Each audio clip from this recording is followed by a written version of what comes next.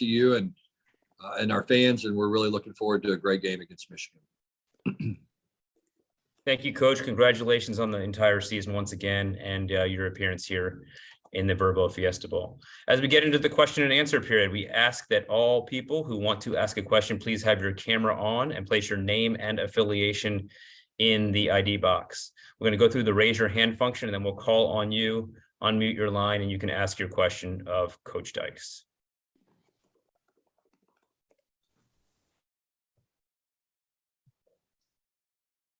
Do we have any questions?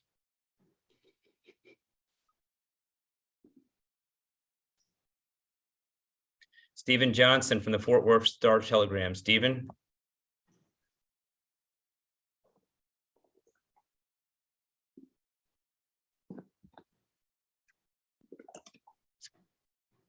Stephen, go ahead and unmute your line. Unmute your line. Okay, can you guys hear me now? Yes, we got you. Hey, we talked to you a couple minutes ago, but now I guess now that the high has come down a little bit, I guess what are your first impressions of Michigan? You know, honestly, haven't had a chance to look at much of Michigan so far. Watched them a little bit last night.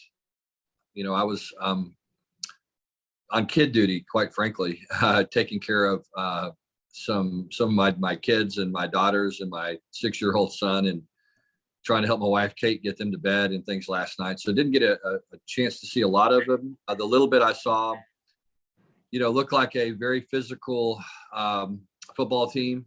You know, I think that certainly at the end of the game, you know, they were very physically imposing last night against Purdue. Saw their quarterback make a ton of plays, improvise outside the pocket. Was really impressed with the things that he can do. You know, what kind of athlete he was, how accurate he was moving outside of the pocket. And they just look like a very, very good football team. You know, defensively, they're what you would expect. Big up front, physical. You know, saw the corner, number 2, had a couple of interceptions, really looked like he was a very productive player last night. So it was a big win for Michigan last night against a good Purdue team. And they look like a very talented football team. As I said, we haven't had a chance to dive in deep yet and look at them, but just on the outside looking in, look like a heck of a team. Thank you, Coach. We're going to go with Wes Pruitt from 4-Star Sports Media. Wes. Hey, Coach. You know, a year ago, as you know, you were taking the TCU head coaching job, and now a year later, here you are in the college football playoffs with a chance to play for the college football championship. Talk a little bit about what that means to you on a personal level. Yeah, you know, honestly, it's been a little bit of a blur. You kind of get a job someplace. The first year is always a little bit crazy. There's just so much that needs to be done, from, you know, recruiting to hiring a staff to getting to know your current team. Haven't had a whole lot of time for reflection just because, you know, we had an open date week 2, and then we've played 11 straight weeks. And so, you know, it's just been, you know, try to win a game on Saturday, go to work on Sunday, and try to prepare as quickly as you can. So, you know, we'll have a little bit more time as we have a little break this week and get on the road and go recruiting to have a chance to reflect on the season and kind of how this whole thing, what this whole thing means. And so, you know, it's been quite a journey in the last year for sure. You know, you can't say enough about these players and this team, just their commitment. You know, typically when you take over a program, there's a period of, you know, difficulty where you're trying to get to know your players and trying to create trust and a belief in each other. But really since day one, these guys have jumped in. They've responded incredibly well to everything we've challenged them with.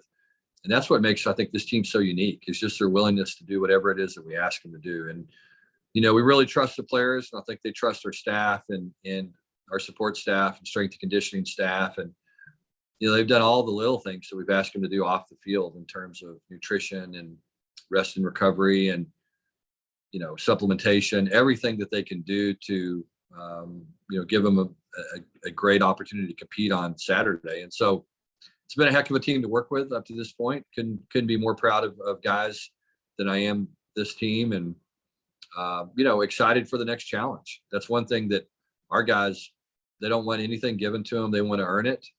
And they have that kind of mentality, and we'll be prepared and excited to play, and look forward to it. Thanks, Coach. Thank you. Appreciate it.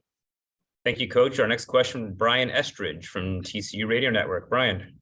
Coach, when we talked last night, you sounded genuinely concerned that you might not get in after that loss. When we asked you, when we said, hey, there are a lot of people saying you're going to get in even with the loss. Where was that concern level? Where was your confidence level that you would get in even with that game yesterday?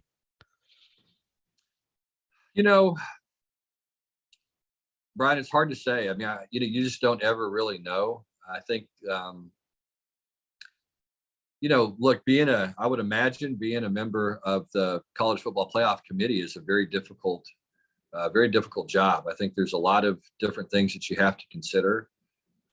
There's a lot of different voices in the room. There's a lot of different ways for a program to create momentum, I would think, with some of the players in the room. So you just don't know how things are going to go. I truly believe that they got it right, just from the standpoint of, conference championship games. I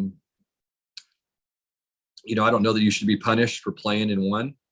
And I think that, I think when you look at our body of work, you look at the strength of the Big 12 conference from top to bottom, you look at the metrics and the comparisons and all those things, then you feel pretty good about our situation. But as I said earlier, you just never know how those conversations are going to go. And I'm sure there's other teams that had compelling arguments. But, we were fortunate to get in, and, I had some faith in the committee, but at the same time, this is kind of my first go around through all this. And, I think TCU's had a little bit of bad history, with 2014, but I just felt like it was a different time and a different place and a different set of circumstances. So again, appreciate the committee's faith in our program. Thank you, Brian. Next up, Michael Cohen, Fox Sports. And then once again, before Michael goes, if you can try and use the raise your hand function on the bottom, there's reactions, and use the raise your hand function, and please put your name and affiliation in the box. Brian or Michael, you're up. Hey, Sonny, when you were at Arizona and Jim was at Stanford, do you remember anything about those games? And did you guys develop much of a relationship during that time? I remember they were really good. They had some really good players, Andrew Luck and some guys that were really, really good football players. They had a really physical football team. I think that's the one trademark of Jim Harbaugh teams. Certainly Stanford and I would assume Michigan as well. They're going to be tough, physical, hard-nosed football teams. I think that's Jim's mentality. And I think that's, why he's been so successful. His teams always play hard. They're going to be well coached. They're going to be physical, and you're going to be competitive and play tough. And those are all key ingredients to having a good football team. I don't know Jim that well, been around him on a number of occasions, but, look forward to getting to know him better through the process, and have a lot of respect for him as a player or as a coach and what he's done at Michigan. Thank you. Thank you. Thanks, Coach. Dennis Dodd from CBS Sports. Dennis. Hey, Sonny, congratulations. I wonder who or what you're leaning on to get through this schedule and get ready for this game. Little things like you have to scout the other game. Motivation is different than a bowl game. You're playing for a national championship. Have you thought about that? Go ahead. Yeah, Dennis, thanks. Thanks for the question. Yeah. We're just kind of getting into it. As I said earlier, I haven't had much time to kind of sit back and reflect. We put together a couple of different schedules last week, depending on, what bowl game we got into, and we're just kind of hitting the ground running with those type of things. We're doing meetings with players today, and then we're going to hit the road and start recruiting here pretty quickly this evening as well. So, there'll be some people that I reach out to, some people in the industry that have been through this before, and try to pick their brain the best that I can, while at the same time, we want to be consistent in what we do in terms of our players. I think that's been part of our success this season has really been just, the consistency and the approach that we've taken day in, day out. So, we'll probably try to combine a little bit of that, pick some brains of some folks that have been through it. See if they learn something going through it once or twice before, and then see if we can't try to build the best mousetrap that we can to play well. And then if I could follow up, how do you evaluate defensive linemen, especially interior guys, in terms of how long do you want them? How much stamina do you want them to have? What's your rotation? Because those kind of guys can make one play a game, and that makes it worth it. To wreck a game. Go ahead. Yeah. I think we would all like to have enough depth to be able to roll guys through. It's one of the things that we're fortunate to have. I don't know that we have any players that are high NFL draft picks or any of that. Dylan Horton, I think, will have an opportunity to play in the NFL. We've got a young player too that I think has an opportunity to develop into really a good player. But we're kind of a defensive front by committee. That seems to be what served us well this year, is to play a number of players and try to keep them as fresh as possible and let them really sell out every single play and know that they're going to get a rest. And so we try to roll guys. We feel like we've got a really good group, and we're probably better collectively than we are individually. But it's a group that, again, has been really, really solid, and certainly going to need to be solid, because that's a group for us that's going to have to hold up against a really good Michigan offensive line. Great. See you in the desert. Good luck. Okay. Thank you so much. Thank you, Dennis. Jeremy Clark from 247 Sports. Jeremy. Hey, Coach, congratulations. You guys mentioned about going out on the recruiting trail and seeing some recruits. How much does this help you guys that you now get to go into these homes and you can say to these recruits and their families, you can come to TCU and have a chance to play for a national championship? You guys have now set the tone as a college playoff football program. How do you approach that in recruiting? Yeah, Jeremy, I think it's a game changer, quite frankly. I think that's everybody's message. I think the only difference is now it's something that's come to fruition for us, is getting in the 14 playoff. And, if it can happen one time, then it can certainly happen again. And I think it's going to be a game changer. I really do. I think that there's already a high level of interest from some really good players across Texas and across the country. And I think this is going to do nothing but enhance our ability to go and recruit some of the best football players in the country.